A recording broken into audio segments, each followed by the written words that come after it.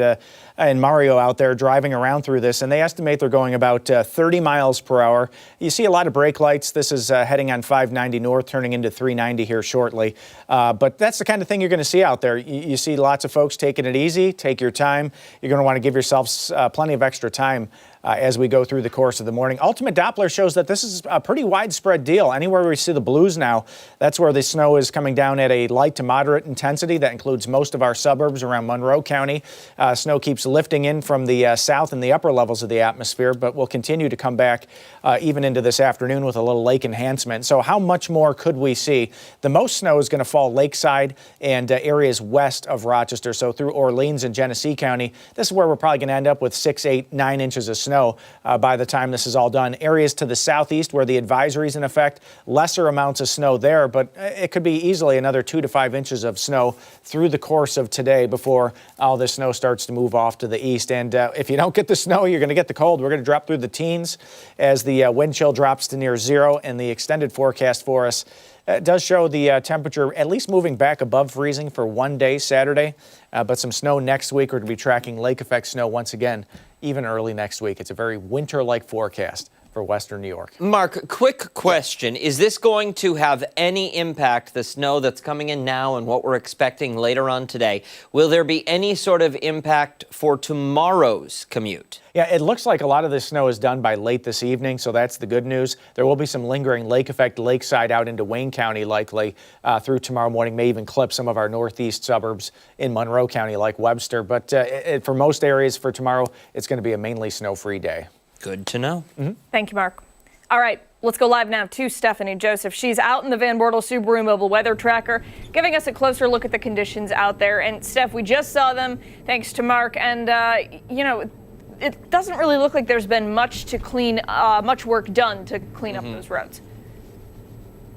Yeah, even so, even if there were some plow trucks that were able to reach over here, the snow was still coming down. So these roadways are covered. Take a look here. This is what we're seeing. 390 northbound, you can see that the exit over here is 16A, but the roads are covered. It's getting harder to see those lines, and that's been something that I've been bringing up throughout this morning. It's hard to see the different lines separating the lanes. People are taking it slow in either direction. We have been monitoring, as you can see from reports online, that there have been some crashes involving cars in this direction and plenty of others across your major roadways. But it's definitely a time when you want to take things slow, really allow enough following distance. What do I mean by that? The car in front of you, maybe it's a 4-second following distance, maybe more, especially during this weather event. People are hitting the brakes. Maybe they've got the emergency flashers going. And I know Mark was talking about that visibility. Take a look outside.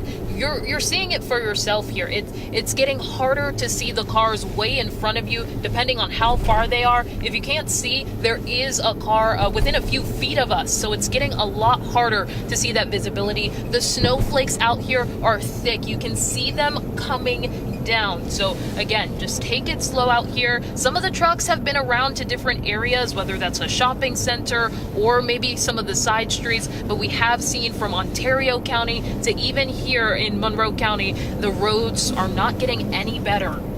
And I will send things back to you guys as we continue to monitor things out here. We're over here on 390 northbound. Things definitely, visibility deteriorating as well as the roadways. Yeah, take your time out there, Steph. It does not look like any sort of fun to be out on those roads this morning. Thanks. Thank you. All right, we're going to check back in with Steph in just a little bit. We're going to get a look now at what we have brewing for the next 2 hours, starting with setting goals that are actually obtainable. This morning, we're joined by Sylvan Learning to discuss how your student can implement simple strategies that'll set them up for a successful rest of the school year. I like that. Then a legendary ghost story is haunting the Geva Theatre. They're bringing the original London production of The Woman in Black to their stage, taking audiences on a dark and mysterious journey. We're going to sit down with some cast members and get a preview. Yeah, then later, the dogs are loose. Tuning up, that is, to bring some live music to the stage, all to raise money for a great cause. We're going to look ahead to their upcoming concert and fundraiser happening tomorrow night. Yeah, we'll tell you how you can take part in it and much more. Before all of that, though, we got to go off the top and start with some of the stories that have piqued our interest. I'll kick things off today. And for my off the top this morning, I want to talk about the new cruise experience that's coming to our region and the price tag it comes with. American Cruise Lines announced they're launching a 14-day Great Lakes cruise from Buffalo to Milwaukee starting this May. I'm sorry, Mark's face. Yeah, Mark didn't seem all that impressed. The ships will dock monthly through the summer, and they are calling it a game changer for Western New York tourism. Here's the route. You start in Buffalo.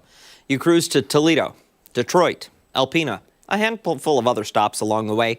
You finally end up in Milwaukee. You are hitting 3 Great Lakes, seeing some remote islands, and visiting maritime landmarks all along the way. It sounds like fun, right? Yeah. The scenery is going to be gorgeous. I love the idea of being on a boat on the water, on the lakes. But then I looked at the price tag, and this is where I stopped. $14,270 per person for 2 weeks on the Great Lakes. That's over $1,000 a day to see Toledo. Jeez. Don't get me wrong. I'm sure this is nice. The ship holds 130 passengers. They've got luxury suites, observation decks, open seating, dining. The Grand Suite, 620 square feet with a living room, bedroom, balcony, king bed, coffee machine, and a refrigerator that gets stocked daily. There's a double vanity, plush robes, complimentary Wi-Fi. It's very fancy. But 14 grand to cruise the Great Lakes? Let me put this into perspective for you. A 7-night Caribbean cruise averages $1,500 to $2,000 per person. That's a week in the Caribbean. Beaches, tropical weather, island hopping. For less than you would pay for 3 days on the Great Lakes. A 7-night Mediterranean cruise, around $2,500 per person. Italy, Greece, Spain, France. Some of the most culturally rich destinations in the world for a fraction of the Great Lakes price. What are we doing? You want to go on a safari in Africa? Well, a mid-range 2-week safari in Kenya or Tanzania, staying at a comfortable lodge, seeing lions, elephants, $5,000 to $8,000 per person. Still, half the price tag of seeing the Great Lakes. You could go to Africa, witness some of the most incredible wildlife on the planet, and still have money left over. Even a luxury African safari, the really high-end stuff with private guides, gourmet dining, that runs between $12,000 and $18,000 per person for 2 weeks. That's comparable to the Great Lakes cruise, except you're in Africa instead of Michigan. Or Ohio. Or Ohio. So you're actually getting something for this money. $14,270. You're getting 14 days and 13 nights. You're seeing Buffalo, which you could just drive through. Toledo, also drivable. Detroit, same thing. I'm sure it's a wonderful trip. A lot of the rooms have actually sold out. What? I'm not kidding. The $14,270 suite, only on one of those cruises is still available. The rest of them, it's already, who's booking that? Who's paying that? Where else could you go with a $14,000 budget? Asia? Yep. Australia? Absolutely. Europe for 2 weeks, staying in a 4-star hotel, eating great restaurants? Yep. Seeing world-class museums? Easily. I feel like you could travel very comfortably for at least 2 weeks with a budget of $14,000 to places that are more cultural than the Great Lakes. No offense to the Great Lakes. They're gorgeous. It's only going to be fun if the boat sinks. Mark. Not going to repeat that. But we're talking about the difference here between seeing Mackinac Island fudge shops and seeing the Colosseum in Rome. Touring a maritime museum in Alpena and exploring temples in Thailand. The cruise does include complimentary airfare on some dates, which does help. Okay. And there are discounted rates for those of you who might qualify. But we're still talking about paying over $1,000 a day for the Great Lakes. Look, I'm not saying we need to change this. I'm not saying the cruise isn't worth it. If you love small ships, you want a super intimate experience with only 130 passengers. If the Great Lakes is as big as you can dream, you go for it. The ship is brand new. The accommodations are very nice. You're getting a luxury experience. But for me, I'm looking at that price tag and thinking, rent a car, take a hike. You could drive the entire route yourself, stay in great hotels, eat amazing food, and pocket several $1,000s. Because at the end of the day, you're paying luxury safari prices to see the northern Midwest. And I can't wrap my head around it. Here's the thing I'm wondering. Who asked for this? I'm not saying it's a bad idea, right? I'm not saying it's a bad idea at all, because there are people out there who I'm sure are very, very interested in this. But there has to be a perfect storm of events here. They have to, first of all, be very, very interested in the Great Lakes. Yes. Second of all, they have to have the Won a lottery ticket. The money to pay for this kind of adventure on the Great Lakes. And then you have to have both. I can't imagine that there are going to be that many people out there that fit both of those categories. I'm curious to know how long this will be running for. Who asked for this? Not in a bad way. All good questions. Not in a bad way. All good questions. I just want to know why they came to this idea. Listen, I think the idea is fine. If someone wants to see great. There's a way to see the Great Lakes. Yep. That's wonderful. That's awesome for anyone coming here to do that. Yeah. I think you're going to be hard pressed to get people to come to the Great Lakes, hand over $14,000 to sit on a boat for 2 weeks. Yeah. I don't know that it's going to happen. Prove me wrong. Okay. Please. Or send us a ticket. I want to do it. We could use some luxury dining. Oh my gosh. All right, we'll move along to mine. We got to talk about Melinda Lou Thomas, also known as Wendy, like from the fast food business Wendy's. Have I ever had a problem with her before? No, I haven't. I think I've been to her chain maybe like 10 times in my life. But apparently she has a really big problem with me. No. Well, not just me, but Bills fans in general, because she's out there running her mouth on social media. Does the real Wendy actually have a problem with us? I doubt it. I would seriously be surprised if she was running the Wendy's social media pages. But still, she's a big fan of our show, so I felt the need to call her out here. Great. As a Bills fan, it's not uncommon to have haters, right? But the burger chain, which is known for kind of having a snarky social media presence, has turned their attention to the NFL team. It started with a post from the NFL sharing a list of the 5 playoff teams who have never won a Super Bowl before. But a comment that got an overwhelming amount of attention came from Miss Melinda Lou Wendy Thomas herself, rating, quote, 4 impressive teams and then the Buffalo Bills. Kind of out of left field. Wow. Right? Well, then the Bills went on to beat the Jacksonville Jaguars this weekend, and Wendy's commented again on a different post saying, quote, unfortunate to say the least. Yeah, there she is with her braids and her cheesy little profile picture with the smile with some subpar trash talk. Wow. Now, poor Wendy probably didn't know what she was getting herself into. Of course, Bills fans had quite a bit to say about it on social media. You know how they always rally together and stand for what they believe in? So they're doing that now. And also, somebody else kind of chiming in too, a Buffalo favorite, Labatt, weighing in on this controversy. They posted a video to social media. Take a look and a listen. Dinner time. Really pumped to eat my square burger here. Oh yeah, baby. Love this stuff. Oh wait.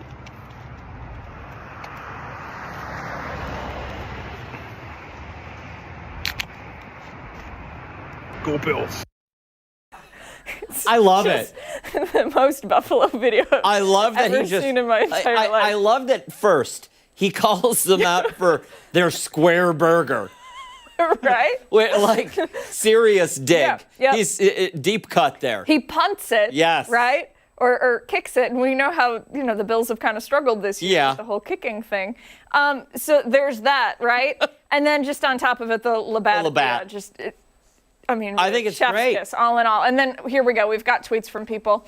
This person saying, saw that Wendy's has a problem with the Bills. I'll be sad to never eat there again, but it won't be hard. Ooh. This is kind of like the Savage. I know. This person says, what is Wendy's beef with Buffalo? Wendy's, who hurt you? Did Josh Allen and James Cook decimate your fantasy team? Blink twice if you need help. Somebody else goes on to say, if we have it here, I think, yeah. There we go. See, Bills Mafia, Wendy's doesn't have beef with the Bills because their overpriced, stale junior bacon could never compete with a Western New York garbage plate anyways. Wow. Yeah. We're going hardcore Fighting here. words. They Fighting really are. words. And you know what? I love it, though, because you worked in Buffalo media. I worked in Buffalo media. You know how quickly it can turn. Yeah. Right? Like one wrong thing Yeah. and all of a sudden it's you know, you're fighting for your life Yeah. on social media. I don't think that the people at Wendy's really probably care too much. They're probably like, oh, we're getting a ton of clicks on our page. But I just think it's hilarious how, you know, no matter what is going down in the world, the people of Buffalo can always rally together. The people of Western New York, the Bills fans, always rally together and hate on one thing collectively. And we're doing it now. And we're doing it now. Hating on a little redhead 7-year-old. Well, that's not who we're hating. I know. She started it too. She started it too. I think we need to have a self-defense class on how to stand up to 7-year-olds in the parking lot, because this is where we're at this point. Apparently so. Wendy's is also, listen, I like some of the social media back and forth. Yeah. Sometimes from some of these big companies. They're creative. I think Wendy's is the company that asked if we could send Katy Perry back to space. And didn't that start a lawsuit? Or Katy asked for an official apology or something along those lines? Okay, I'll tell you something. Commercial break. Gotta go. Stick around. We've got a lot more to come here on Arc Rochester. When we come back, we're checking in with Chris Lopez. He's taking out his frustration this morning in a therapeutic way. And don't forget, watch us on the go wherever you are. We're streaming live on the 13 WHAM YouTube channel and foxrochester.com. We'll be right back.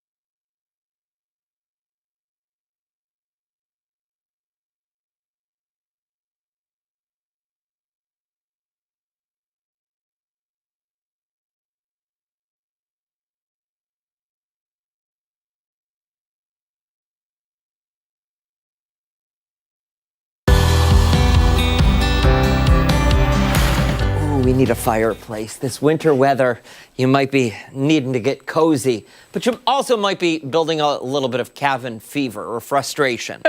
Yeah, thankfully, there's a place where you can let it all out safely and while also having a little bit of fun. Chris Lopez is live this morning at iSmash. He's showing us exactly how to turn some of that winter frustration into pure release. Chris, what's going on?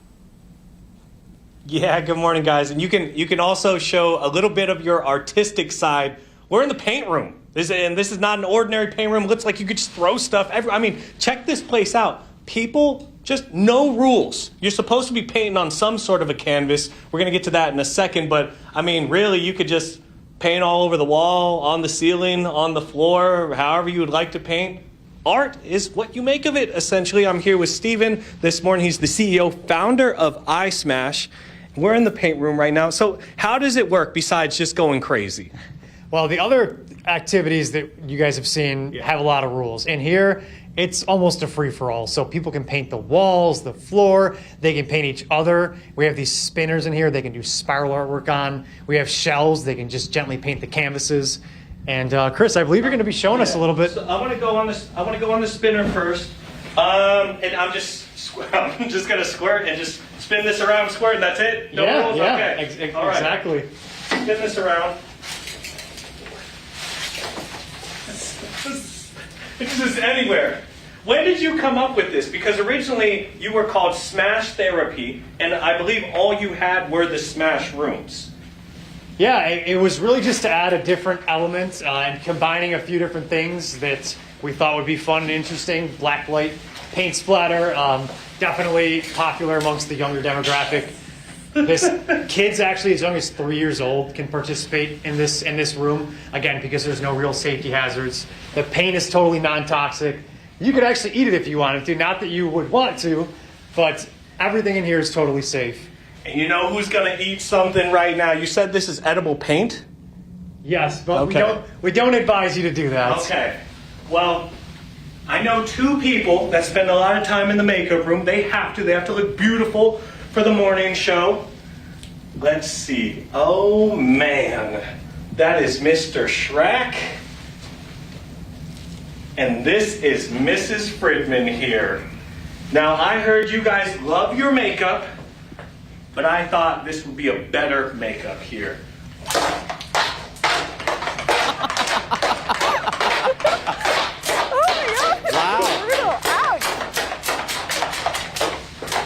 All gone. Holy smoke. Okay, well now we All know right, how you really feel, I think Chris. you guys look great. Will you bring those back We're for gonna make us? some more. Yeah. Okay. I'll absolutely bring those back. Finally, he'll bring something back. I cannot touch the microphone anymore. That's I do fine. have paint on my hands. Chris, I have to show you guys. Oh, show us. Yeah. Show us. Okay. I was gonna, we're gonna get back into the Smash room, but I gotta show you guys. Check this out. Maybe asking, where do they get all of the supplies? Well, we talked about that at 6:30. They get them from Sun King. And this is, and believe it or not, they are low in stock right now. And this is going to be really all of the stuff that people smash. I mean, vacuum cleaners, printers. Yak bottles are in here. And we're going to be getting into that coming up next at about 8:40. I'm still not finished with those pictures, by the way. I bet you if you swabbed those bottles for DNA, Abby would come back. What are you talking about? I'm sitting over here, Chris, not doing anything. Here's my thought. Listen, buddy, if you had all of this frustration and stress to take out, I got a new stress ball I would have loaned you. Cut. Now we're real This quiet. segment's Real done. quiet over there, Lopez. Thank you, Chris. We appreciate it. I got an answer for you, Mr. Shrek. I got an answer for you right now, man. Wow. Believe it or not, on Friday, Chris was really into that stress ball. He was. I mean, he wouldn't let it go. It's missing from the set, is all I'm saying. We gotta check his pocket, I guess. Front or back? We gotta go to break. When we come back, oh great, Mark will be here for weather trivia. Yeah, aren't you excited? So excited. Stoked. Don't forget, join us on the other side of the break.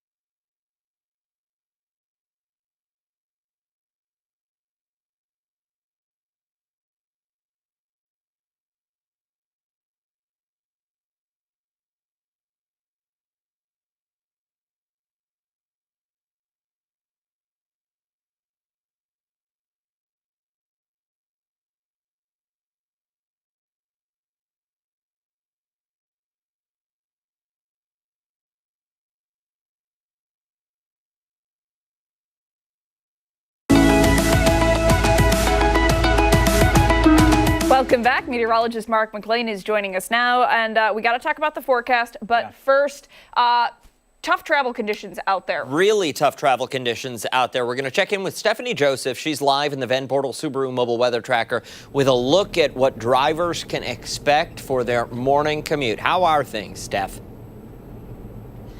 Honestly, things are not looking great on the roadways. We are on West Henrietta Road right now. I even saw a car as we were coming from East Henrietta and Mount Hope area sliding. They were literally sliding on the roadway and having to really gain control. You can see that the slush is really packed over here in this direction. Other parts of West Henrietta Road look the same or worse. So we're really seeing the snow out there just really packing. Not too many cars over in this direction, but really a lot of people, we know that it's now a little bit past the peak of rush hour. A lot of people were out there on the major roadways. At times, it felt like we were moving inches, and other times moving farther. But again, that snow definitely packing on the roadways. I haven't seen any plows in this direction just yet, but the snow is still coming down. So it's something to be mindful of, and something that I'm also grateful for a lot of drivers on the roadways. They are slowing down. You're seeing those brake lights, you're seeing people use those hazard lights to really heed the warnings out there. You can see just across our area, a lot of snow packed on the roadways. It's really slushy, and again, as you heard me say, we saw someone sliding earlier and having to regain control of their car because of the conditions out here. Send it back to you guys. Steph, what's the speed you guys are averaging on the major thoroughfares? Really, we've been in the 30s. On other places, we've been able to pick up just a bit, but honestly, 30s has been where we are at. And even you can feel it right now. We're kind of shaking just a little bit, because as soon as you hit the gas to move forward, there's a bit of resistance from the tires, and it's really slushy. That traction is minimally there. Okay. Steph, be safe out there. We Yeah. appreciate the report. Thank you. All right, Mark McLean is with us. We're talking about that forecast and some weather trivia, which I am going to guess is related to the forecast. It is related to the forecast, but getting back to Steph there, it's that greasy kind of snow, where the atmospheric moisture content's very high when it started falling, so it adds to that slippery effect. Now, the snow is going to change in nature through the afternoon. It's going to go from that slick kind of snow to that more powdery kind of snow that's lighter in nature, so there is going to be a change there. And speaking of snow, let's go there for the weather trivia for today. In the month of January, what is the snowiest calendar day on record for Rochester? Is it 10.2 inches in 2000, so midnight to midnight, basically? Is it 23 inches back in 1996, 13.1 inches in 1978, or 17.1 inches back in 1879? Our records go back to the early 1870s, some of the oldest in the United States. Is it today? Definitely not today. It's not today. Right? No. No, we're not going to make that list. Either way, it's a lot of snow. That's a lot of snow. Yeah. I know what I want to go with, but I don't think it's right. So Yeah? yeah. Well, maybe we'll get some help online. Hopefully. For 9 o'clock, we'll have that. Google it. that answer coming up. Yeah, the old AI would probably tip the hand there pretty well. But speaking of snow, let's go back to that conversation about this morning. It's a winter storm warning for Rochester, areas along the lake. That's where the greatest amount of snow will fall, and especially northwest into Orleans County. They're going to get some bonus lake-enhanced snow out that direction. So for a lot of our suburbs in and around Monroe County, this will be another 2 to 5 inches of snow through this evening. Now, it'll be lesser amounts into the Finger Lakes. We'll see amounts of 1 to 3 inches out that direction. So, by lunchtime today, it's another 1 to 3. You add on what could fall through the afternoon by this evening's commute. And you see 5 inches in Albion, but you also see down in Rushville, Yates County, Penn Yan, it's only a third of an inch of snow. So there's going to be quite a wide range on this as this system moves off to the east of Rochester, areas lakeside seeing more. Now, the visibility was down to a quarter mile as of the hourly observation. It is now back up to 1 mile, but see Niagara Falls at a half mile. You see Williamson Sodas at 0.25. 0.25 is heavy snow in weather, and when that visibility gets between a half mile and a mile, we're dealing with moderate snow. Ultimate Doppler, there's the live scan, and we'll put it into motion for you. Those blue colors that you see, anywhere where you see that blue color, the visibility is under a mile. So, the heaviest snow is lakeside as expected into Monroe County, especially north of Route 104, west into Orleans County. That's where the snow is really coming down at a pretty good clip, and what's enhancing it is Lake Ontario. There's going to be a little trough of low pressure, that little black dotted line that you see there. It's going to lift up the atmosphere just a little bit more and swing some more snow through as we go through the afternoon and early evening. So there it goes, moves on through. All the snow goes with it off to the east of Rochester. And for tomorrow, we'll just have to deal with that small chance of a little lake effect out into Wayne County. Much of tomorrow looks snow-free for us. So there's your current conditions. 19 degrees. Temperature is going in reverse today. The wind chill is 7, and that number is not going to improve. In fact, it's going to get a little colder. We're seeing values between 0 and -10, so some of the lowest wind chills that we've had so far this season. Important to just cover up when you go outside and use what's on your screen. The old shovel's your friend today. Most 2 to 5. We're going to drop through the mid-teens by about 4 o'clock. Overnight tonight, we'll be back in the mid-teens. Again, Friday, largely snow-free. Some snow showers later Saturday. If we crack the freezing mark on any of these days, it's going to be on Saturday with colder air once again advancing. Sunday into Monday, we'll have to watch for some areas of lake effect snow early next week. Now, Mark, your wonderful wife did just text me. What did she say? She said, ask Mark if she has to go out and shovel. She doesn't have to go out and shovel. The kids do. The younger people The children should be going do. out and To shoveling. be fair, Alex just had a little toe operation done. So Great, it'll be nice and cold and numb the pain. Yeah. Colton is fighting a cold, so Well, it's I'll cold probably- outside, so he I'll doesn't have probably to fight. do it when I There get we home. go. Lay down the law. I'm going to lay down and take a nap, and then I'm going to go outside and shovel later. Gosh, this guy, he's been complaining all morning. I know. He doesn't want to get out and shovel. Yeah, and then he asks us, the people without kids, for parenting advice. We give it to him, and he doesn't want to follow. Nope. Hey, parenting advice by Abby and Dan. We're Love it. writing a book. Don't go anywhere. A lot more to come here on ARC Rochester. We're back after this.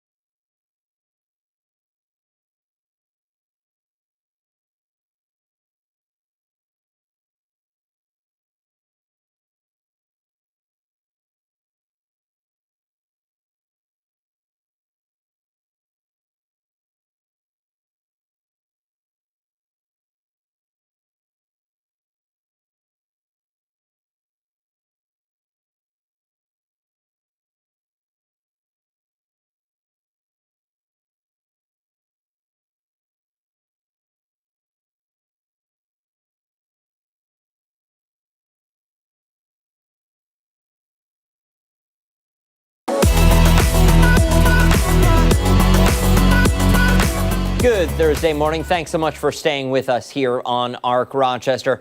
We want to go behind the story this morning. It's been 1 year since flames tore through the historic Morgan Manning house in Brockport. Yeah, in the 12 months since, more than $1 million has already been spent on the restoration process. 13 Wham's Daniel Finkelstein went inside for a tour and has more on how the repairs are going.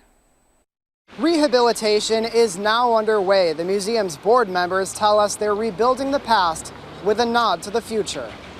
Caretakers of the Morgan Manning house are marking 1 year since a devastating fire. Among them, Mary Lynn Turner, who discovered the smoke-filled museum that night. I think it took me a couple weeks before I even shed a tear over it because I was just so kind of desensitized by it. Investigators say a control valve malfunction in the basement eventually sent flames spiraling up through the roof. As I walked in the house after the fire, I was devastated.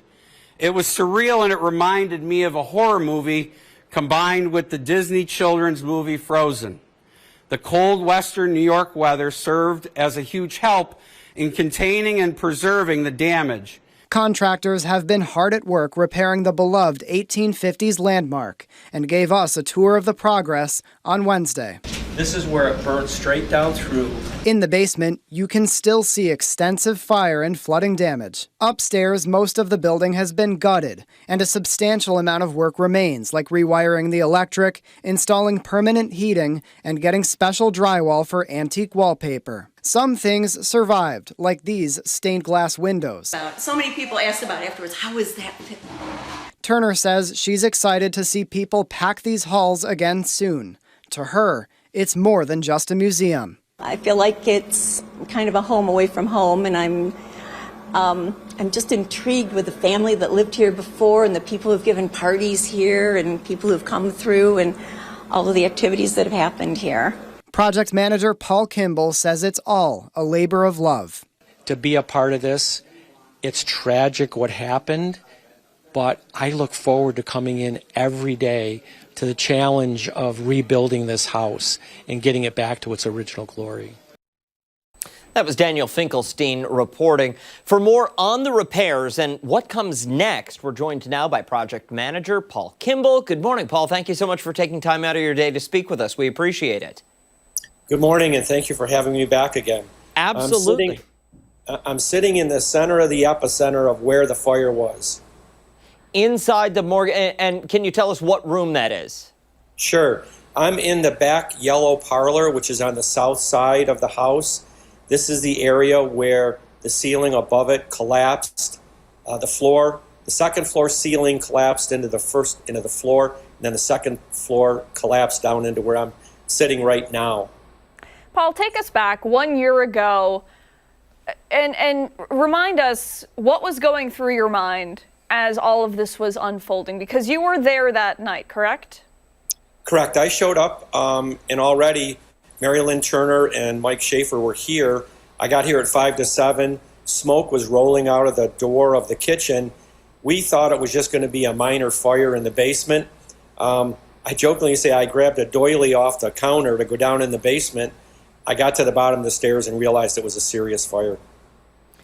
Absolutely devastating for so many members of the community, people who have visited the museum before, people who pass the museum with regularity. It's just not the same. And listen, I understand that there's no official timeline on this or budget on this, but when do you expect to be able to start to welcome visitors back? Well, any project should have goals, and my goal is to have our 4th of July celebration back on the property and have our peddlers market back on the property in September. And the stretch goal, and it's really a stretch goal, but the stretch goal is to have Candlelight Christmas, which is a vendor type thing, in the building the first weekend in December of next year. Wow. So by 4th of July, potentially. Correct. So right now, the dumpsters that were outside have all been removed. There was a gray storage Averti container that's been removed. The entire property was fenced during the rough-in construction. That fence has been shrunk down to the south side of the building so that all that is left is the outside brickwork on the south side. And I anticipate that brickwork to be done prior to the 4th of July so that the grounds, excuse me, so that the grounds could be opened. Wow. It's been incredible work, and it's been remarkable to see it, over the past couple months just grow and grow and start to look more familiar. We really look forward to when it's all finished. And, we've been thinking of you guys over the past year. Remember that morning so vividly, and I'm sure so many others do as well. Yeah, thank you again. Go ahead. Very quickly, just over my shoulder. Sure. Is a 5-foot by 12-foot pocket door that was separating the room I'm in from the front room. There's a match to that has been completely rebuilt from a company down in Bristol. So that's incredible. That's very cool. And listen, I love how this part of Western New York, this area of the state, we have got so many artisans, so many people that know how to do things with their hands. And in a situation like this, when you're trying to restore something so old, you need that expertise. Yeah. Thank you so much for your time this morning. We really appreciate it. And thank you. Much Have more a to good get. morning. Thank you. You too. Much more to get to this morning on Arc Rochester. When we come back, we'll check in once again with Chris Lopez, who's out having a smashing good time this Friday Eve. And don't forget, you can take us on the go. We're streaming live on 13wham.com or the 13wham YouTube channel and foxrochester.com.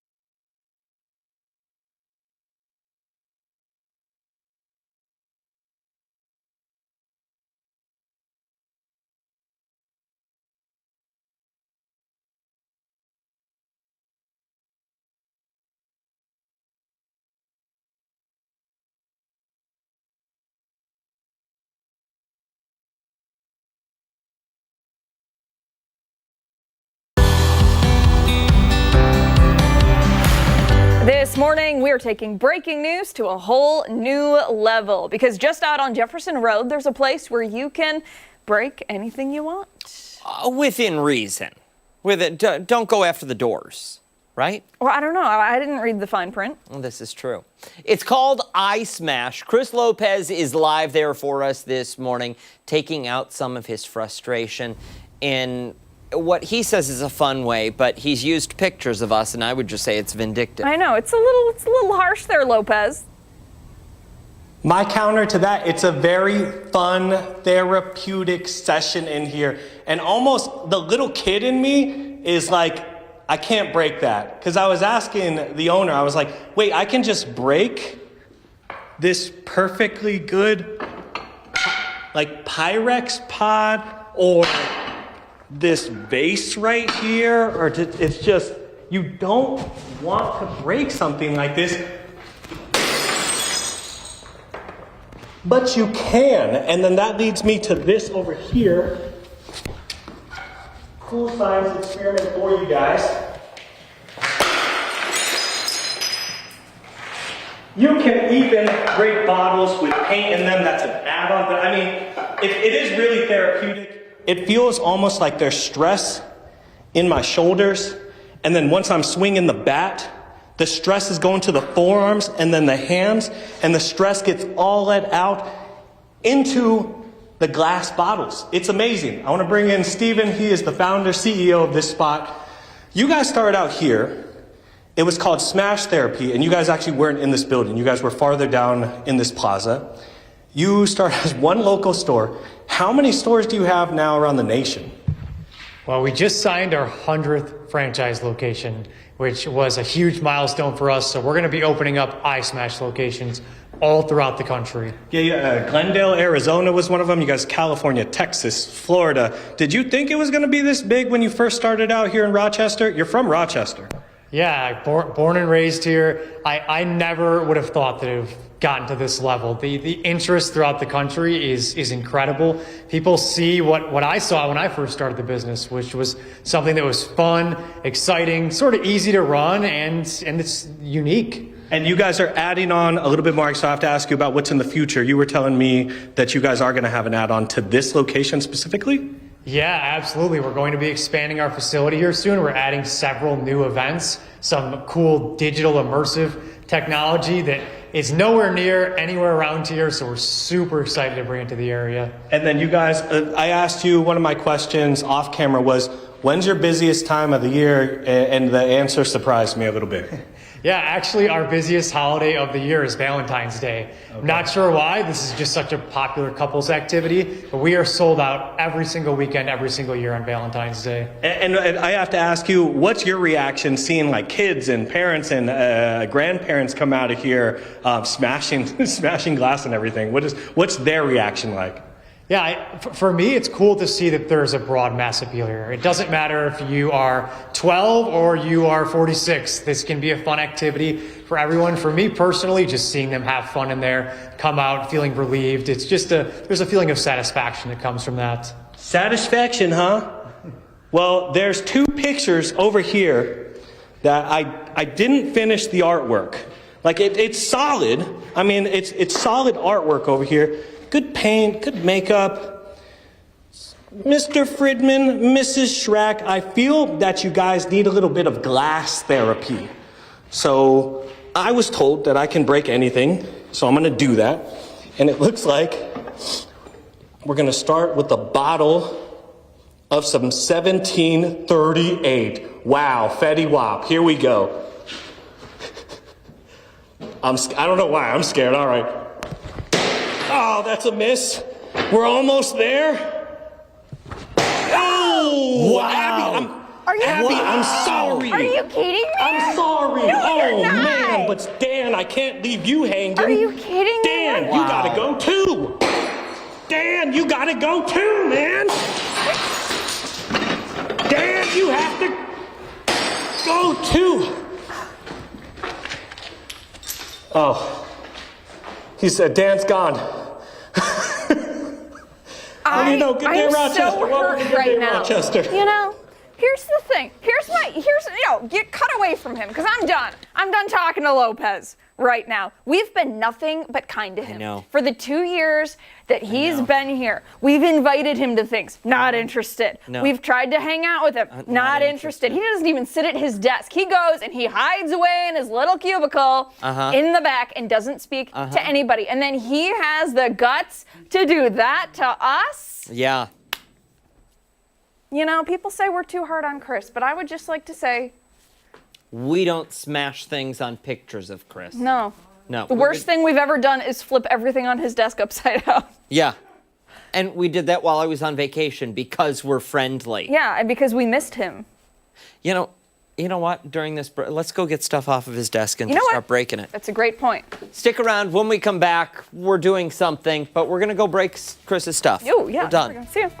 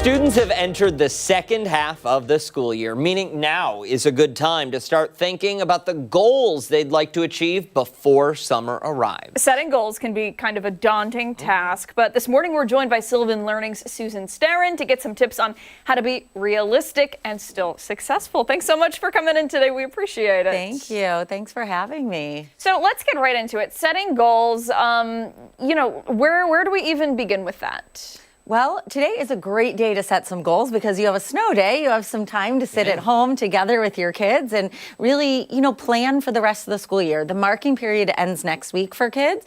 So starting again, getting that fresh start in school is really important to help build kids' self-esteem and make them feel like, you know what, I've got this. I can move on and make some positive changes. So, Susan, going into this next round of grading, how do you set your kid up to say, okay, listen, the first semester, first couple of months, not the best. We can rebound. How do you get them to rebound?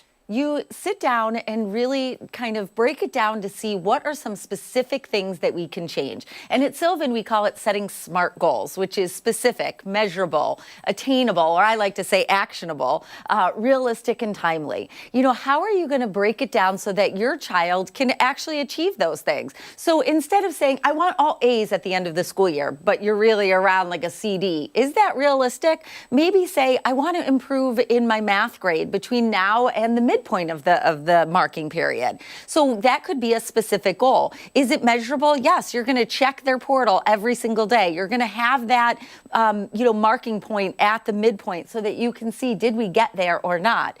Is it attainable? Yes, it is. You can make some changes, but what are the actions you're going to take? Are you going to stay after with your teacher? Are you going to get extra help outside of school? Are you going to sit with your child? Do they need to make sure they're getting their homework done on the regular basis? What are the steps you need to take so that things are going to be different? Just wishing for it or wanting it doesn't do anything. You have to actually put some things into place that are actionable. So that's the most key component. Very true. And then, set some results and set some positive kind of feedback for your kids that's timely. Not in the end of the year, we want things to be better. But I'm going to praise you at the end of the week if you got your homework done, if you went to Sylvan, if you stayed after with your teacher, if we spent a little bit more quality time together practicing. Yeah, those are all excellent points. Yeah. And is it too late to turn things around? I think maybe some students and parents might be thinking, all right, well, this year's been really, really tough, and, we're just going to have to settle for that C or that D. No, it's never too late, and that's the great thing that we see at Sylvan. We're able to change lives every day and kind of get kids on a new trajectory. And a lot of that is, what are the goals? What are we going to do? What is the action plan to help them get there? You can do that and facilitate that with your kids. We want kids to feel good about their learning. And it's never too late because school doesn't end, right? You have to keep learning these skills and then using them into the next year too. So taking action and helping your kids get back on track and making them feel good about their achievements is really, really important. Celebrate the wins, set things that are attainable for them, and help them get there so that they can feel more positive about their learning. You've said it twice, and all I can think when you say celebrate the wins, I don't know if it's still a program, but I go back to Book It from grade school. Oh my gosh, yeah. Where you would win a personal pan pizza from Pizza Hut if you collected all of the stars that month because you did all of your assigned reading in your school district. And that's how Dan fell in love with reading. Yes, that's why I'm here today. No, but the reward behind it, listen, reading was not my favorite. Right. And you know what? It's funny. All these years later, that's what you remember, right? Not maybe all the books you've read, but the achievement that you felt and the positivity. My husband always jokes that if he got A's, he used to get extra tokens to play the video games at the mall.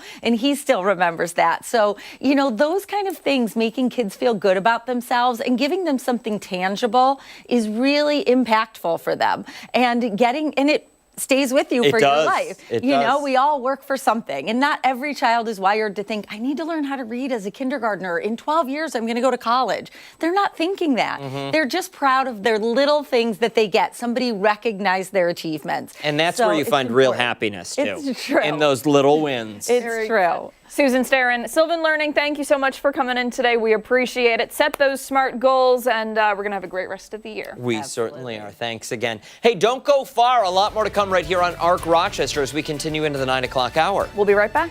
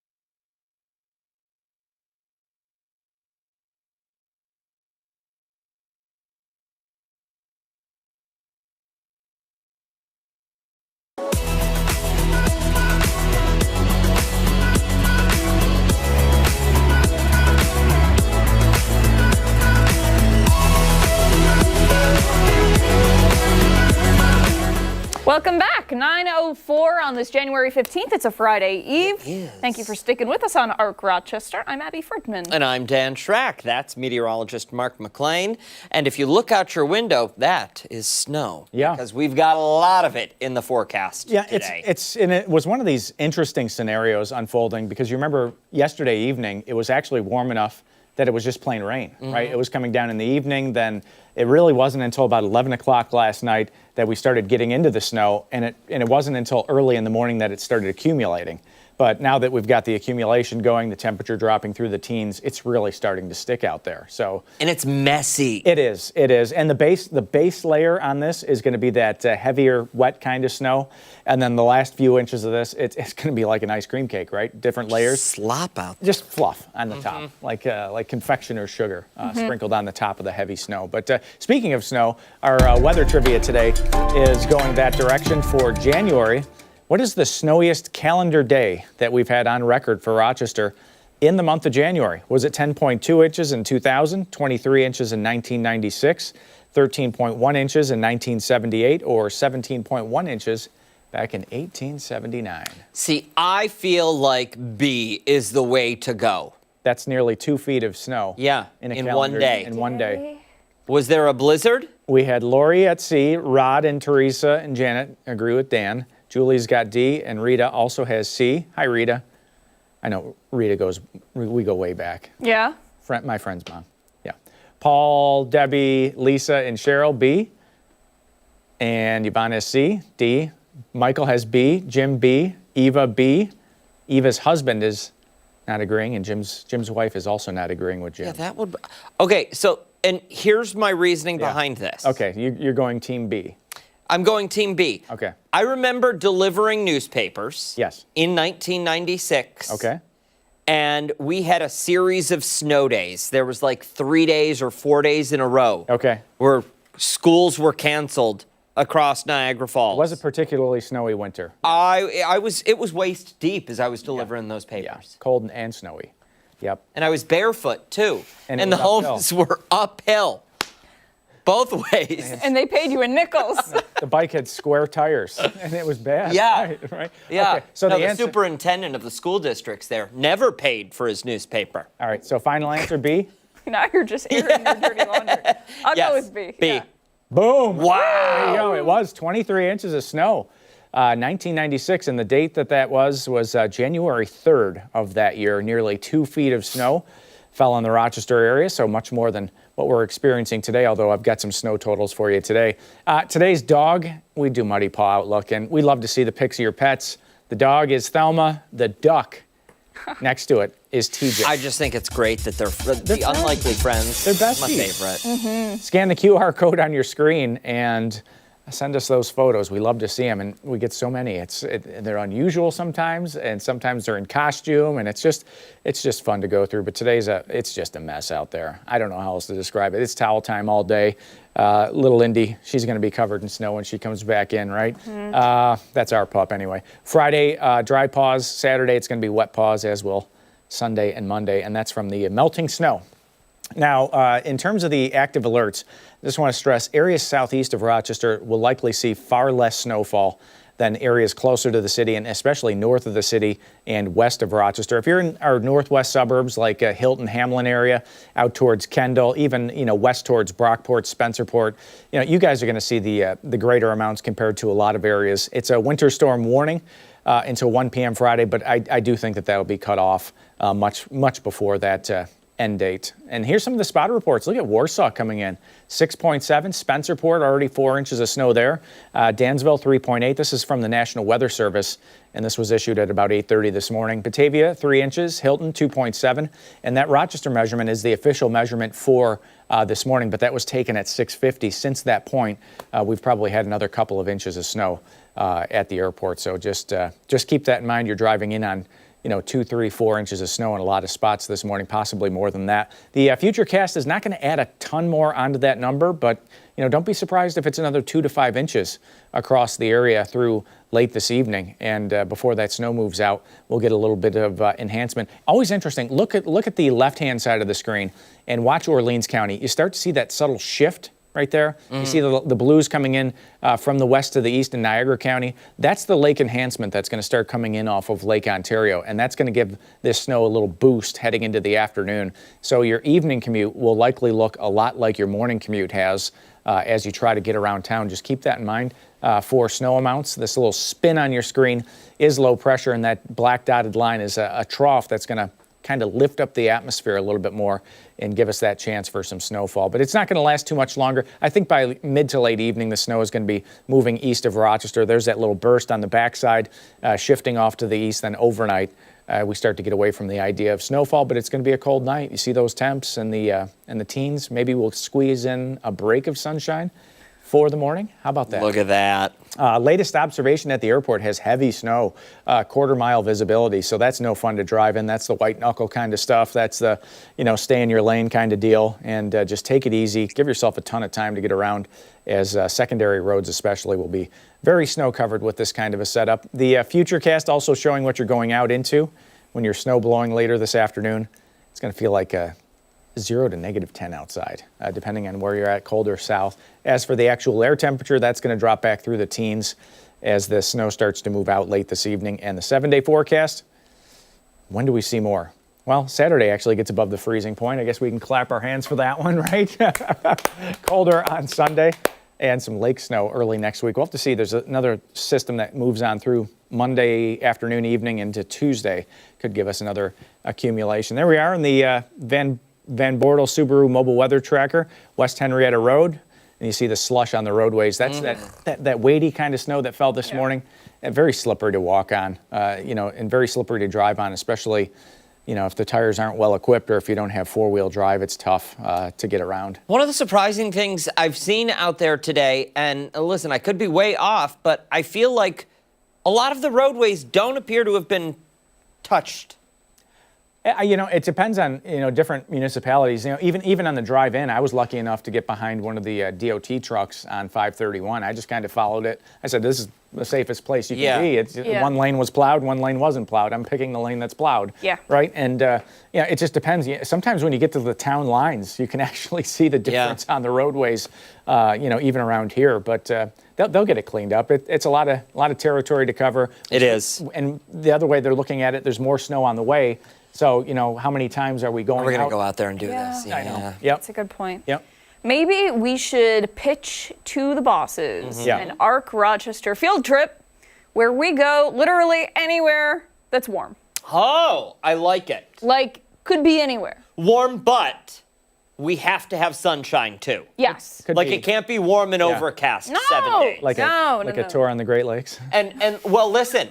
For $14,270, we'll split it. I think the three of us could take a trip to Europe and still have money left over. I'll take Toledo and Erie. Abby, you can have Green Bay and Chicago. I want Mackinac Island. You get gotta go to the fudge shop. Watertown. The three of us, could probably pretend to be one person. We could be like one of those people in a trench coat. Yes. Yeah. You know what I mean? Just stack on top of one another. Those are my favorite. Have you ever seen the people at movie theaters try and get in? Yeah. Stacked on top of one another? Schwarzenegger in Total Recall. Oh, yes. 2 weeks. Yes. I have a trench coat at my desk. We should try it. Listen, and we know we can lift one another. We can. Oh, that's great. Can you sit on my shoulders? Oh, no, we're not doing Stick that. around. We've got a lot more to come here on ARC Rochester, including when we come back, we're getting a special look at a spooky production taking place at Geva Theatre. Don't forget, watch us on the go wherever you are. We're streaming live on the 13 WHAM YouTube channel and foxrochester.com. We'll be right back. Hop on.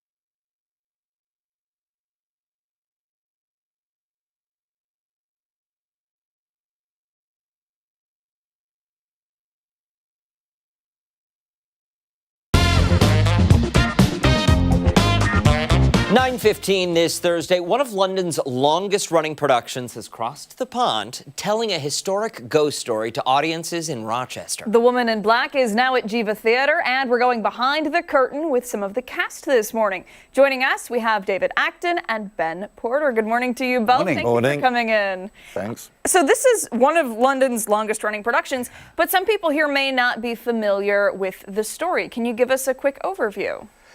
Yes, it's essentially it's about an older man who, when he was a young man, a terrible, awful, traumatic thing happened to him, and it's so awful that he was never been able to speak about it, and he needs to tell his family and his friends what happened. So he goes to see he writes it out as a story, but he's a hopeless reader, so he gets advice from an actor of how to help it, and then the actor says, "Look, this is hopeless. Let's adapt it into a play." I mean, that's essentially what the story is about. So it becomes a story told by the actor plays Mr. Kipps as a young man, and old Kipps ends up playing all the other people involved in the story. I say about 7 or 8 different characters in it. Oh, wow. Very interesting. The trauma that your character endures decades ago as a young man, is that what gives the stage production the horror? Is that where the scary comes from? Yeah, I think it does. Ben? Yeah, well, it's a ghost story, ostensibly, and the trauma is that as a younger man, he had, as a solicitor, been asked to go to a house in a remote part of England where he'd never been before, which gets cut off. It's a house on an island, which you get to by way of a causeway across the sea, and when that's cut off, you're isolated and stuck in the house. There's a ghost in the house, and he's stuck in the house with the ghost overnight. Oh. And he has such an awful, awful experience that it traumatizes him for the rest of his life, as David said. And then the play is so there's a framing device in that the actor, the older man, is trying to... Are we describing this clearly? I'm not sure we are. No, you are. You are. I think so. It sounds very confusing. We're going to buy it however you sell. We're somehow making it sound more confusing than it is. It's a ghost play, and it's about a man who is haunted as a youth by this ghost, has never got over it, employs an actor to help him tell the story. So that's the framing device. Mm-hmm. So we're in a theatre telling this story. We say to the audience, we are telling you this story.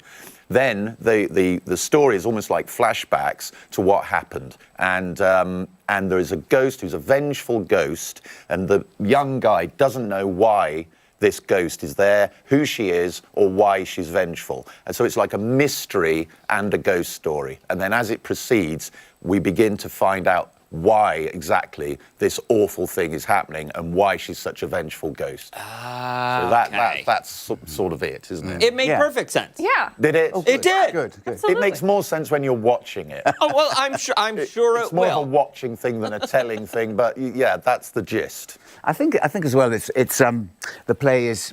It's theatrical in the kind of very best sense of the word. I mean, I don't mean in the sense of, big machines and all that, big stage production. It's because, as you said, it's set in ostensibly an empty theatre with hardly any props and costumes or anything or set. But the old fellow, Mr. Kipps, Arthur Kipps, because of his incompetence, he says at one point, this is one of my favourite parts of the play, he says, how are we going to represent the dog, the sea, the causeway? How do we represent the pony and trap?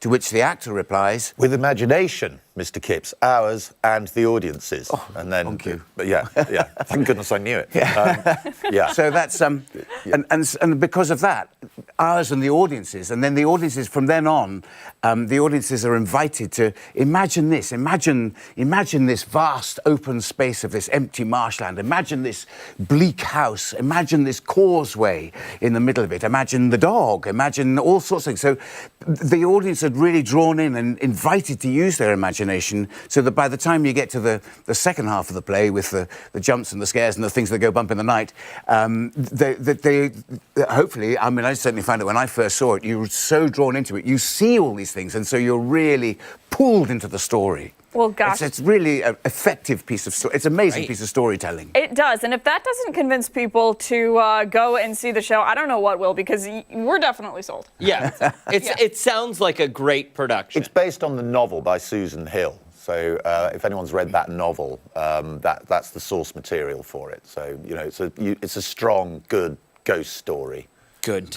Yeah, chilling for a cold winter's night, and you've got a lot of snow, so it's the right Fair sort enough. of environment. Yes, we do. We've got those cold winter nights. Yeah. We certainly do. You do that here. Thank you both so much for coming in. For someone sitting at home and they want to get tickets, do we know where they need to go to get tickets? We do know. We do. We do know. It's gevatheatre.org, and we're on through February the 8th. Look at that. Come and see us. Excellent. Very good. Thank you so much. Thank you. Thank Break a leg. All Thank ticketing information will go over on our website as well, foxrochester.com. 9:21, stick around, a lot more to come. Stephanie Joseph breaking down some of our top political headlines. We have the political pulse on the other side of the break.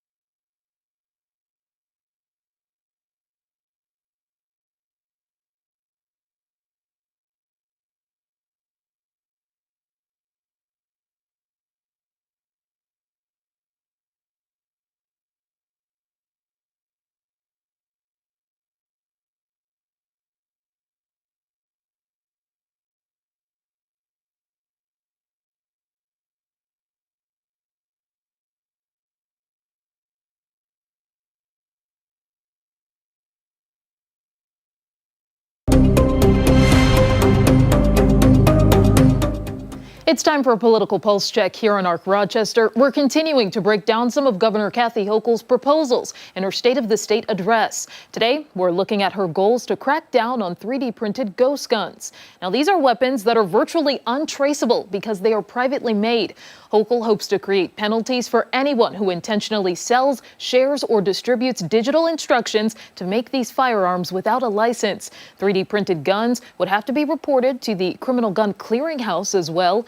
Hochul's also proposing a first-of-its-kind ban in the country to get ahead of their creation. Illegal 3D printed ghost guns are now homemade killing machines, are assembled with pieces you can easily purchase. And how is that possible?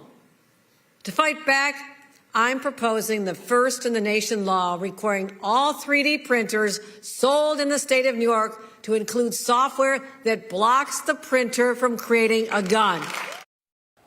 And for more on the legal implications of these measures, I'm joined by Aaron Pam, Senior Associate at Tully Rinke PLLC. Good morning to you. Good morning, Stephanie. So glad that you could be here to really break down some of the ways that this may be enforced. There's a lot to get into here, but I first want to start with maybe some of the challenges that you could anticipate coming from some of the things that the governor has listed out here, specifically as it applies to anyone who may have those instructions or sell those instructions. Do you see that there may be some challenges to this? Yes, well, those proposals target written materials and materials from the creative mind, and therefore the First Amendment will certainly be a potential challenge of anybody charged under this kind of a law. Writings and the teachings of people who wish to publish materials tends to have very broad coverage and defense under the First Amendment of freedom of speech. I think it's really interesting that you bring up the First Amendment, because when I had heard about this, I was anticipating maybe the Second Amendment would come into play here. We know that in the past, New York has been able to have some standards in place. I'm thinking about specifically when it came to those background checks, how an appeals court was able to uphold that. Do you see that there could be any arguments as it relates to the Second Amendment? Well, the Second Amendment is always raised and a popular and important topic anytime we're in the area of guns and firearms. However, this proposal by the governor, these are aimed at ghost guns, essentially unlawful firearms, not including serial numbers and proper registration under the federal or the state system.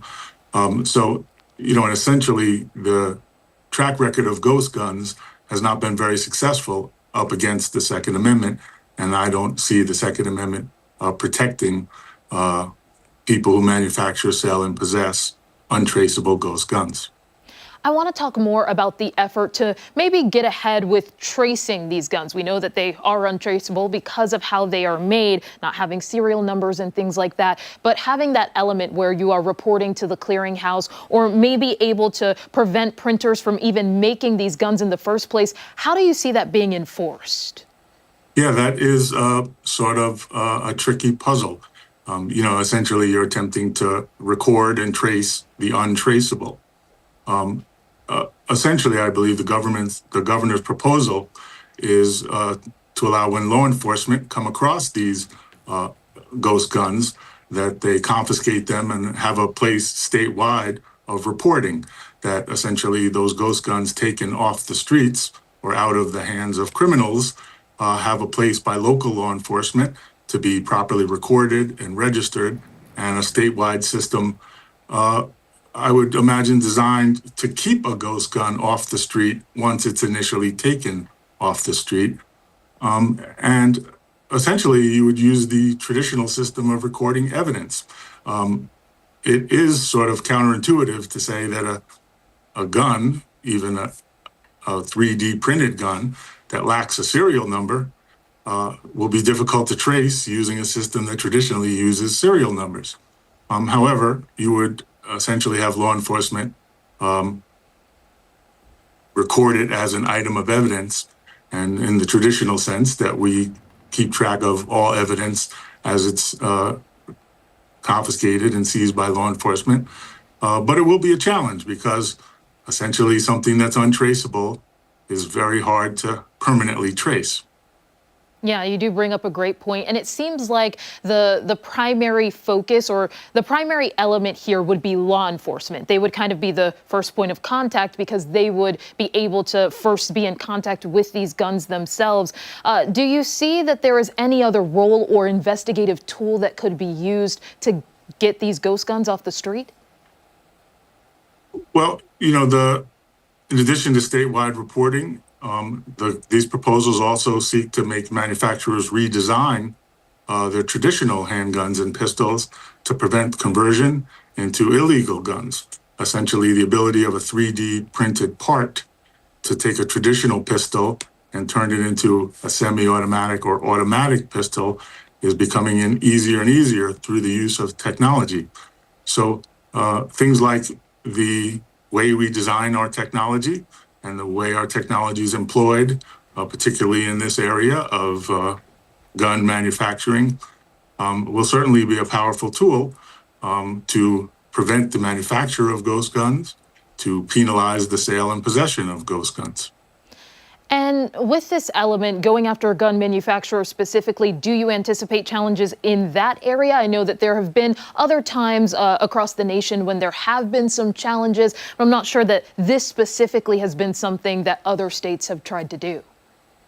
Yeah, this will fall more under the regulatory category when it comes to gun manufacturers.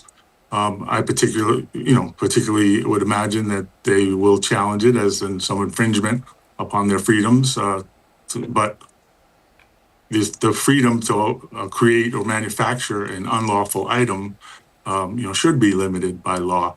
So, essentially gun manufacturers are not being in any way targeted here to manufacture less traditional guns including serial numbers.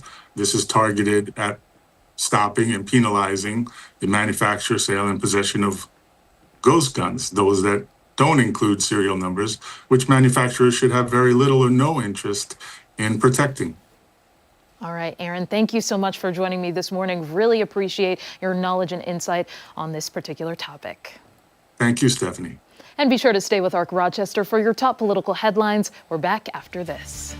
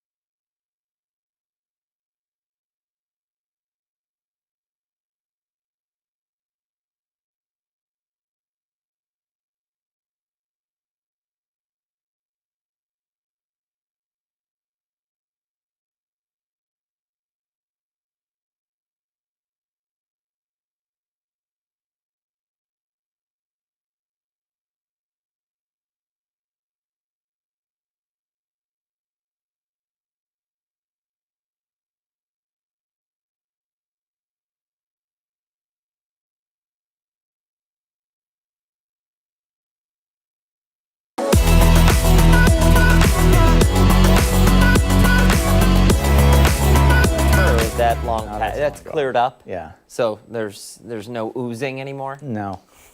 Okay, good to know. Welcome back. All right, let's talk about the weather out there. It's the biggest story of the day. It's yes. what everybody's talking and complaining about. Yeah. And you know what? I just want to say, because I'm feeling a little angry and spicy here. Okay. I think it's crazy that people are being so mean to you on social media. Yes. Well, it's always that way because it's always a range, right? It's a range for a reason. We went on yesterday. It said 2 to 5, 2 to 5. Well, that means you could have as little as 4 inches of snow. Yes. Right? So yes. it's a range for a reason. Yeah. But people complain because they think you're wrong when it really has nothing to do with your forecast or the way you disseminated that information. It has to do with their listening skills. Well, and all three of us, if we read the same story, we would have a different take on, right. It's just the way it is. It's just the way weather is. So listen, we're trying to defend you here, Mark. Say thank you and move on. Thank you. Thank you very much. Okay. Weather video, right? We've got some weather video. Yes. 1995 and 1999, we had very different. Look at this. Wow. The fashion, too. I mean, it's in the 60s out Iconic. there, right? Yes. Take you back. Get him. Tackle. January 15th, 1995, we're setting records for high temperature.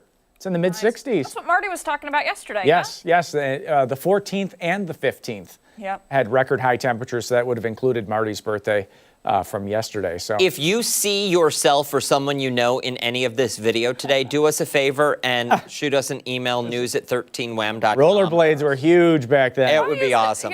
Youth just looked so much more fun than it does Well, now. because they don't have a smartphone in front of their face. Yep. That's what it was. And then we set a record for snowfall in 1999. Look at that. Not great. Oh, my gosh. Not great. Not at all. Yeah. So, we can have a wide range of weather.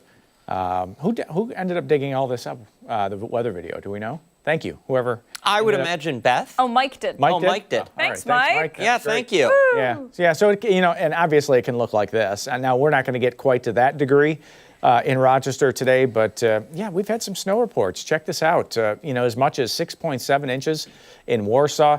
These numbers all came in around the 7 o'clock hour, so we've added on to a lot of these areas since that point. And that Rochester observation, that was taken at about 6:50 this morning, so I would estimate that there's at least another 2 or 3 inches of snow on top of that observation from this morning, kind of stale at this point. But there is a winter storm warning that still continues for areas lakeside. This does include Monroe County and much of western New York. Another 2 to 5 inches looks like a pretty good possibility through evening. Less snow to the southeast into the Finger Lakes. And this is how we think it'll play out this afternoon. You see that 2 to 5 inch range spread across the area. And again, a range for a reason, because parts of our viewership out into Orleans County are going to get like 4 or 5 more inches of snow through this afternoon. But areas into the central Finger Lakes, you may escape with just a half inch. So, it's a huge range. And obviously that has very big implications on you, depending on where you live. The travel off to the west of Rochester likely to be much more impacted by the snow areas north of Rochester as well. Seeing something very interesting on radar now. Ultimate Doppler picking up the snow across Monroe County, but watch to the northwest. You see this little turn, this little twist you can see underneath off of Lake Ontario? That's what we call lake enhancement. And that's the bonus snowfall that comes in off of Lake Ontario underneath what we call a synoptic snow or storm snow that's going up over the top of it. Pretty cool to see, right? Yeah. Yeah, sometimes the radar can, pick that kind of thing out. And we were also seeing that off of Lake Erie. So that's why Niagara County, Orleans County end up getting much more snow than some areas off to the southeast of Rochester. Now, the low track now off to our southeast keeps us on the cold side of this low. So that means the temperatures are going to be going down through the afternoon. So that one little burst of snow comes through this afternoon, early this evening. That's going to move east of Rochester, and then overnight tonight becomes mainly snow-free. So that'll be nice. For tomorrow, we won't be dealing with this right here. The Wham Cam is snowed in. We've got, it says 0. That's a rounding error. 0.25. It's technically heavy snow. 0 is impossible, right? I mean, let's hold your hand in front of your face and you can't see. But west wind at 8. It feels like 8. And this is the actual wind chill temperature right now. And you see we're already getting into that sub-zero category south of Wyoming County down towards Grove. It feels like it's -2. So when you go out to clean up the snow, just cover everything up. It's going to be one of those afternoons. We'll drop through the teens, send the kids outside with the shovel. They got the freebie today, right? Mm-hmm. Yep, we're going to put them to work. Later tonight, 14, snow fades, bitter cold air. West wind at 10 to 20. And we'll have to watch early next week, depending on how things play out. There's a weak storm system that kind of comes through. Could work again with Lake Ontario to produce some accumulating snow. We'll have to see how that unfolds. But anytime the air temperature gets in the teens or 20s, there's going to be lake effect snow somewhere this time of the year. Sick, tired, or otherwise tied up, don't care. Kids, if you're watching this, you better be shoveling. Set the iPad down. Yeah, help out time mom to and shovel. dad. And while your kids do your driveway, please send them over to do mine too, okay. because I know it hasn't been done. You could incentivize. Yeah? Mark's giving you $10 to pay his boys to shovel your driveway. I'd give them, you wouldn't even have to give me the money. I technically I would just pay do them. owe you. You do owe me. I do. You're right. A lot of glad money. I brought this up? Yeah, a lot of money at this point. More than We'll settle out of court for a little shoveling.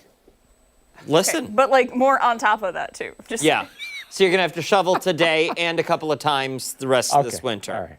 All right. Thank you, sir. We appreciate it.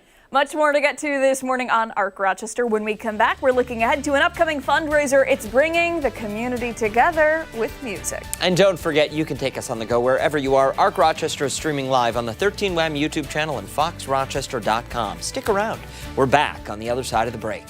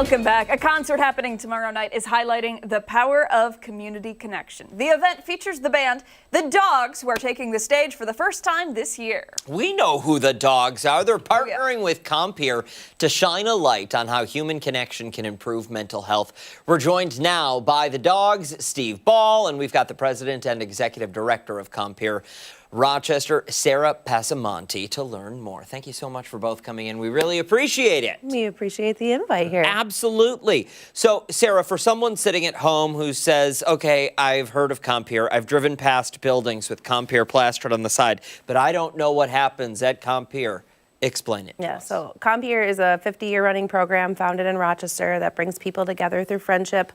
We started out in the state hospital back in the 70s when everybody was in an institution if you had a mental health diagnosis. Since everybody's come out in the community and placed where they should be, our Compeer friends, volunteers, peers have supported people through their mental health recovery journeys, and we find that just having an activity partner, a recreation partner, a friend, a mentor can make all the difference when you're dealing with the effects of a mental illness. It's so important. Steve, tell us a little bit about how this relationship kind of came to be here. Well, it was a third party who has been someone who's really been a community networker for us that kind of brought me to Sarah and Compeer. And we haven't worked with them before, partnered with them before. So if you know what we do, reaching out into the community and finding partners like Compeer Rochester was super important for us. So.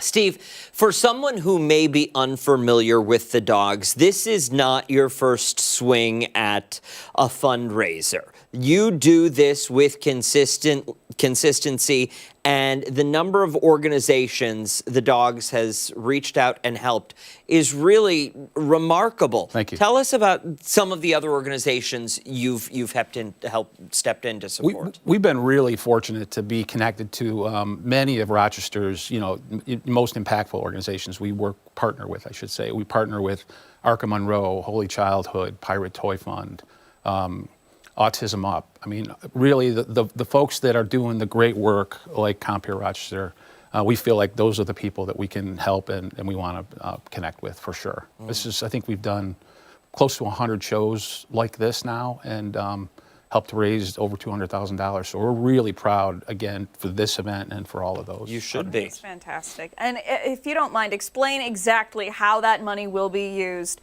and all the great work it'll do. Yeah, so I don't know if you remember, last time we were in here, we talked about the Compeer Walk, the Compeer Mile, and we do our own fundraising. We have to. We don't have a choice, right? To have somebody come in and do some of the work and have that lift for us has been absolutely amazing. The dollars go right to our programs and people. So we are providing these safe, effective mentoring and volunteer opportunities for people. Even though a lot of the work is being done by volunteers, it takes paid staff to get them through a process safely and make sure that everybody is getting what they need to get out of the program. We also provide activities for what we call our matches. So we have a mentor and a mentee pair or two friends on the adult program, and we make sure that they have some fun stuff to do and take some of the guesswork out of figuring out what's going out in the community. And this is a tough time of year sometimes to find stuff to do. We have wonderful resources and the community is great to us and gives us some discounts and things like that too. But like I said, we like to just provide a little something here or there so that a volunteer doesn't have to think of the plan for the weekend. And it's only 4 hours a month to volunteer, so it doesn't take much, but it can make a huge difference. You're really doing incredible work there. For someone sitting at home right now, they want to get involved, they want to come out, they want to hear the Dogs perform. What can they expect, when, where, ticketing information? So we're at Nashville's on West Henrietta Road, right up the street from here, in fact. We hit the stage about 8 o'clock tomorrow, $10 donation at the door. It's going to be a great time. And bonus, you're going to see Sarah sing with us. So. Really? Yeah, I'm going to sit in for 2 songs. Yeah. So I have my own band, and I said, send me your set list. So we picked 2. That's awesome. So yeah, you get a little extra. Do we know what? Can you tell us what songs? Should we let it be a surprise? Let it be a surprise. It should be. Let it be a surprise. All right. Come check out the You event. can tell us off air. Compeer will be there. We'll have some information about Compeer, and in the meantime, you can go to compeerrochester.org to check out more about Compeer and sign up to volunteer ahead of tomorrow. But we'll come after you tomorrow too. Oh yeah. Very good. Thank you both so much. Thanks for having us again. Appreciate it. And of course, as always, we'll post all the information you need to know if you want to go on foxrochester.com. Stick around when we come back. A look at some of the stories that have people talking on this Friday Eve. Yeah, trending on the other side of the break.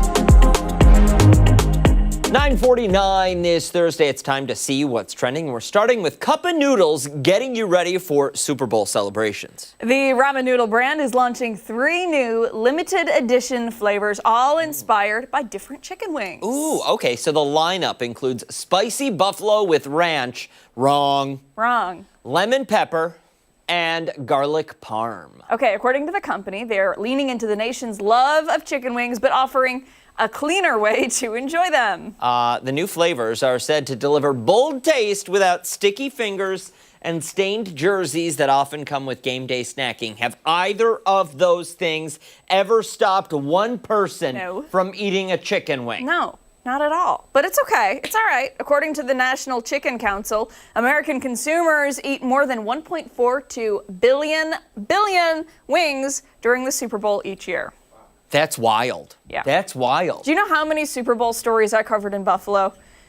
Well, 1.2 billion. 3. but every year it was how many wings are we going to sell this year? Every year. Yep. The flavors are expected to roll out to Walmart stores nationwide later this month. And Ashley. something tells me. Yes. We need to try. Okay. Okay. Because I'd be down for that. Ranch, though. You know what? Here's the thing, though. Like, I have, in times of crises. Desperation. I have indeed eaten it with ranch. Is it okay? It's fine. Chunky blue or non-chunky? I mean, I can't whichever. do either, but when I used to eat it, it was chunky blue. Yeah. You don't go no. You need the mold in there. Yeah. That's what makes it blue cheese. All right, let's move along. National Popcorn Day is approaching, and Cinemark is once again asking fans to get creative and fill up on their popcorn. On January 18th and 19th, the theater chain is bringing back Bring Your Own Bucket event. Boom! BYOB! Launched last year, and it was a huge success among the fans. Yeah, the offer allows customers to spend $5 plus tax and fill up any container measuring up to 400 ounces with popcorn. That is just over 3 gallons of popcorn. This year, Cinemark is partnering with home improvement store Lowe's to give away a special perk. Oh, okay. So customers who bring in a blue 5-gallon Lowe's bucket are exempt from the 400-ounce rule and get even more popcorn. I'm guessing we fill the bucket up. Yeah, they'll also get coupons for future popcorn orders. Ooh, if you want to take part locally, the closest Cinemark is Tinseltown. I love movie theater popcorn. I love that we have a movie theater named Tinseltown. Yeah. It's fantastic. It's magical. It's like, I feel like, where are you from? Tinseltown, Florida. Like it sounds like a real place. Yeah, absolutely. It's just outside of Tallahassee. It's where I attended clown college, right?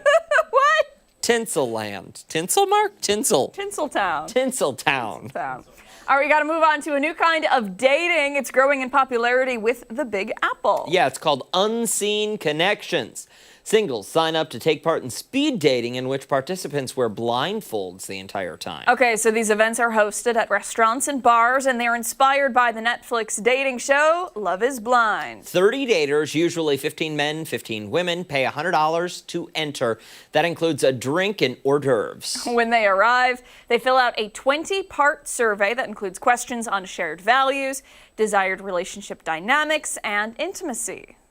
The matches are then made by an AI bot. Singles are paired up with 3 different potential suitors, and they take part in 12-minute dates. The participants must remain blindfolded at all times to ensure that the connections are more personality-based than physical. After the dates end, the two both silently decide if their chat was a thumbs up or a thumbs down. If the match is mutual, the blindfolds come off, and they have the choice to either exchange information and go on a second date, but nothing is required. Unseen Connections started in Portugal and has since spread to different big cities around the world. Those who have taken part in this experience call it freeing and a fun way to engage in conversation without the pressures of being physical. Sure. Listen, I think it's a great idea. Yeah. Once I take my blindfold off, though, if I want to say no, I'm going to say no. Yeah, that's okay. It's part of the rule. It is. Yeah. Like, so I don't have to say, yes, I'll go out with you. Here's my number. This is my address. Surprise. No, that's not. Did you listen to me? I read that part. Oh, I'm just clarifying. No. Because I'm signing me and Director Nick up. Director Nick. Director Nick. Are you prepared for this? We looked for He just says, no, don't. We looked for speed dating for Director Nick. We did. We did. Listen, ladies, if you're out there. He's a cat. He is. He's a cat. 10 out of 10.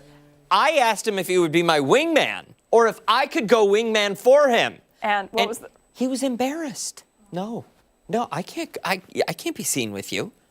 Oh, okay. Wow. Nick, sorry. My goodness. Don't go anywhere. When we come back, I don't know what it is. Our morning thoughts are constitutional.